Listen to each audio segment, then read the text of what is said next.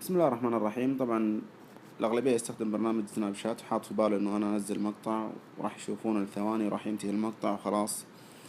اليوم أنا راح أستخدم برنامج ريكورد ديسبلاي اللي هو تسجيل شاشة الآيفون. أوكي. وراح أثبت لكم إنه في إمكانية سحب المقاطع هذه بطريقة أو أخرى. لو رحنا على سناب شات، أنا اخترت اسمي وارسلت المقطع نفس لي أنا هذا المقطع. بسم الله الرحمن الرحيم. اليوم راح أتكلم عن شيء مهم جدا، هو برنامج سناب شات. الكل يتوقع انه انا اقدر انزل مقطع يشوفونه وخلاص انتهى الموضوع. طيب، الاثبات. اتمنى ان الاثبات واضح، واتمنى ان تنتبهوا من هالبرنامج.